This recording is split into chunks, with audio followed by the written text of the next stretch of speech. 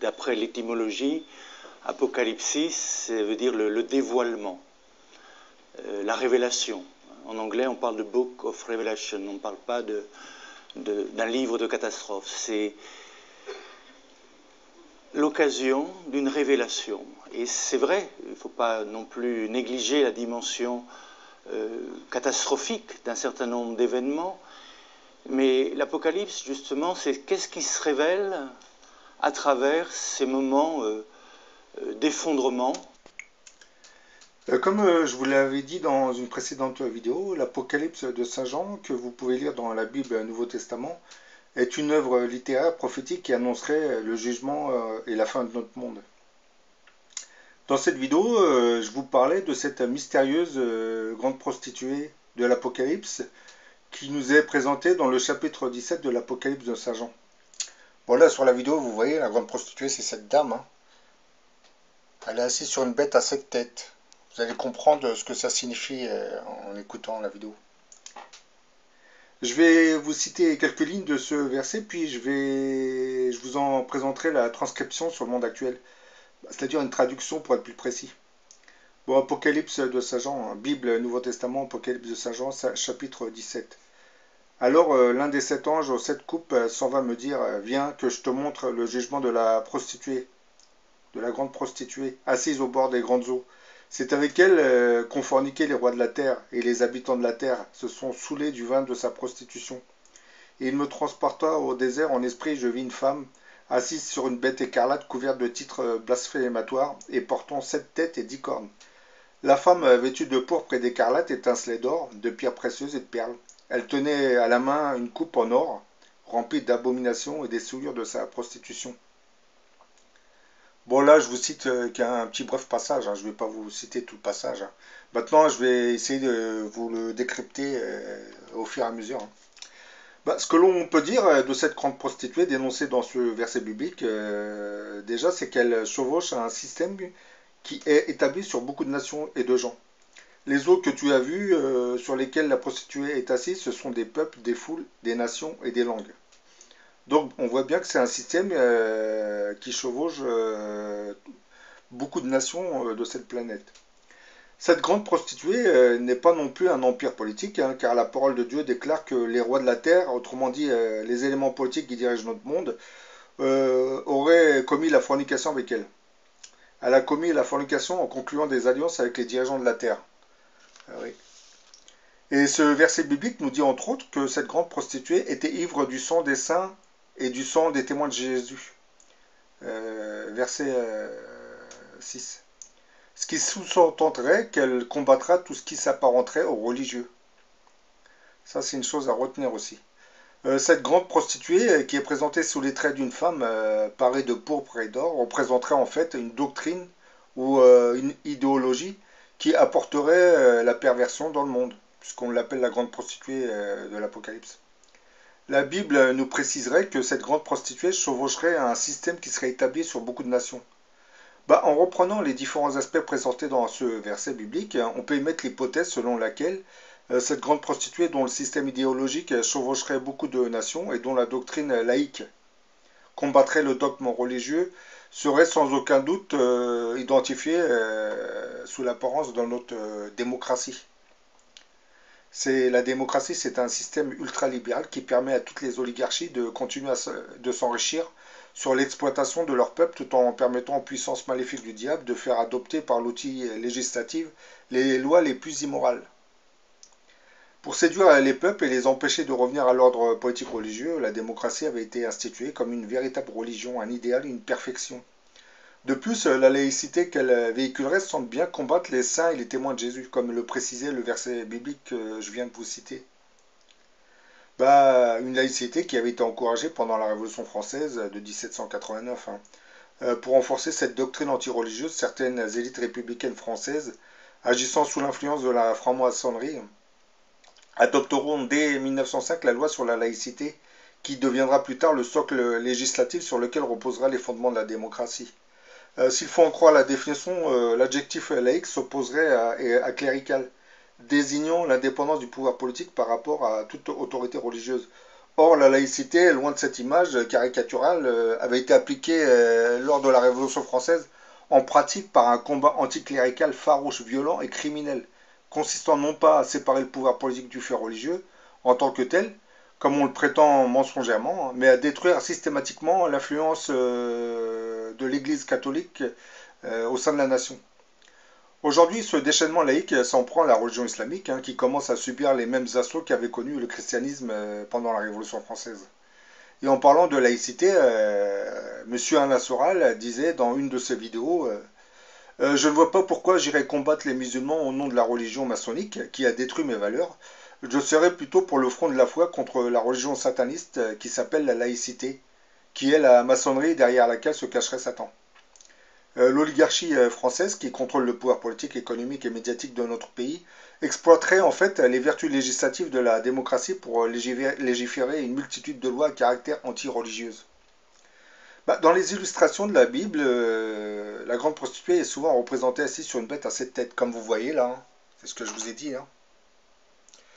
Elle est toujours représentée sur cette fameuse bête à 7 têtes. Et cette bête à 7 têtes, j'en ai souvent parlé dans mes vidéos. Elle correspondrait en fait au fameux G7, le groupe des 7 puissances les plus industrialisées. Donc si on suit la logique du verset biblique, la grande prostituée de l'Apocalypse sera assise sur ce fameux groupe des 7, dont la mission première consisterait à installer la démocratie sur toute la planète. Sachant que la grande prostituée de l'Apocalypse symboliserait en fait ce système idéologique qu'on appelle la démocratie, on peut dire que la mission du G7 consistera en fait à pervertir à toute la planète en imposant le système démocratique. Et n'oublions jamais une chose, la démocratie en fait n'est qu'un leurre dont l'illusion de liberté est entretenue par nos oligarchies régnantes afin de continuer à garder le pouvoir. La démocratie, quelle que soit sa forme, conduira toujours à la formation d'une minorité dirigeante. Les masses populaires sont dès lors manipulées, conditionnées. Ce sont des puissances d'argent qui tiennent les masses médias, imposent l'information pour finalement fabriquer l'opinion, la façon de penser, de voter, de consommer. Bref, en réalité, vous êtes conditionné indirectement et inconsciemment sans que vous vous en rendiez compte. L'électeur moyen, en général, sera régulièrement trahi par l'homme politique qu'il avait élu. Nos dirigeants politiques étant désormais aux ordres des banques, ils ne peuvent faire à la fois les intérêts du capital et du travail. Derrière le système démocratique se cacherait en fait une idéologie économique et politique qui serait imposée aux populations par des lobbies financiers et industriels qui ne feraient que défendre leurs intérêts en dehors de tout processus démocratique. Nombre d'entre eux ont d'ailleurs des budgets nettement supérieurs à ceux de la majorité des États. Ils influenceraient les décisions politiques, les lois et parfois même financeraient les partis politiques.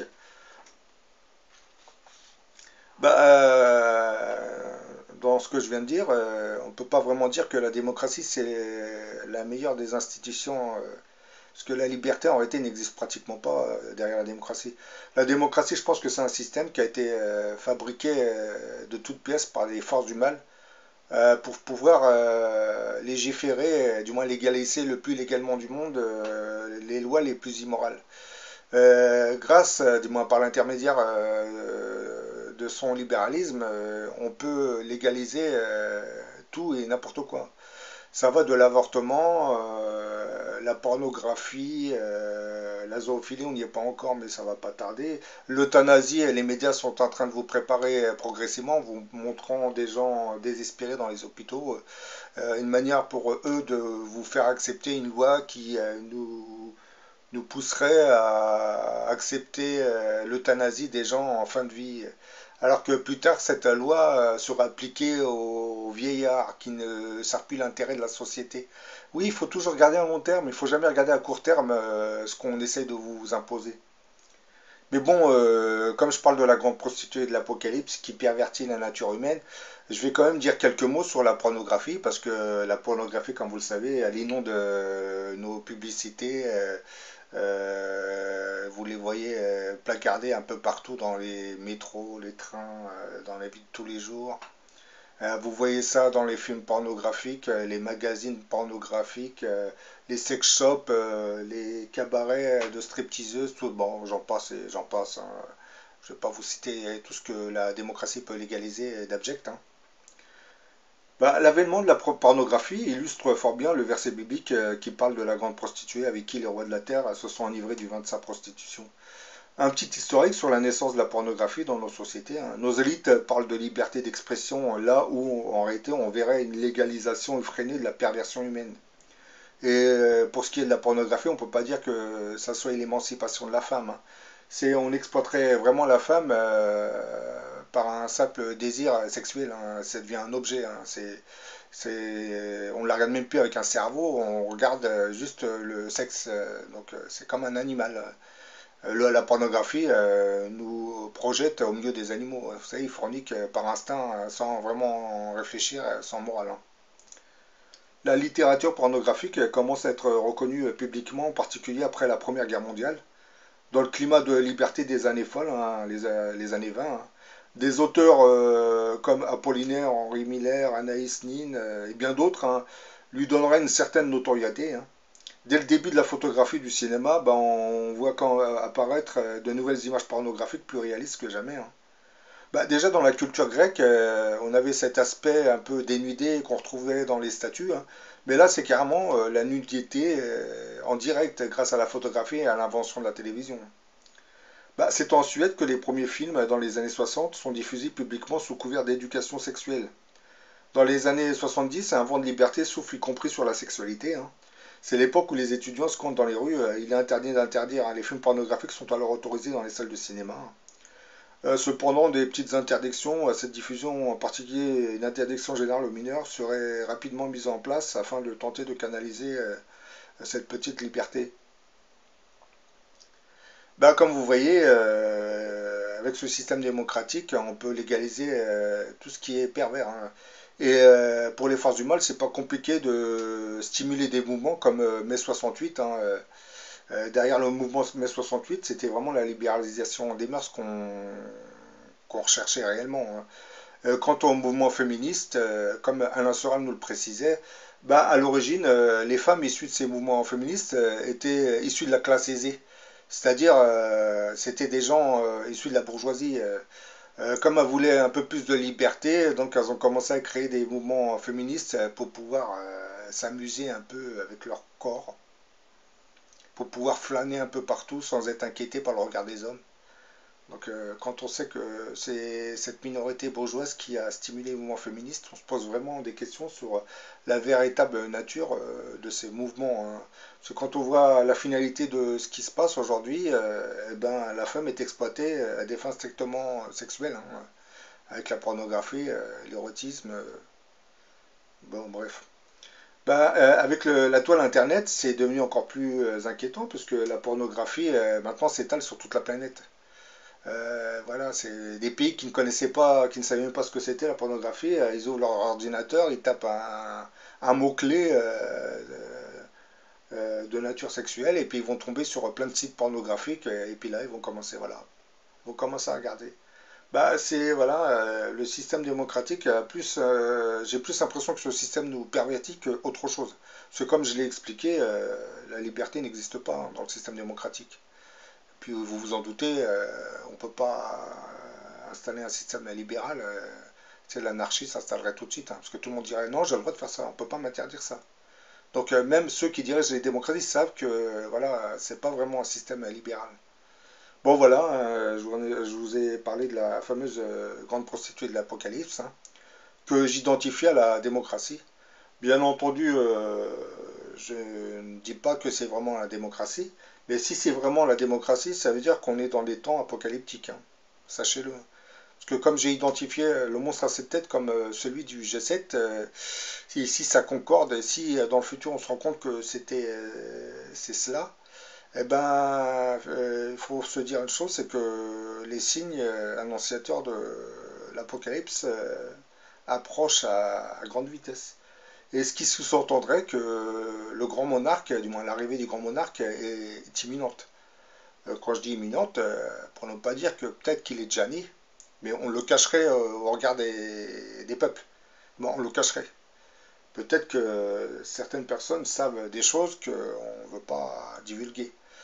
Et comme il va naître en France, et comme je l'ai expliqué, si ses origines sont musulmanes, je pense que le gouvernement français va instaurer un blackout ou une censure totale sur l'avènement de ce mystérieux personnage.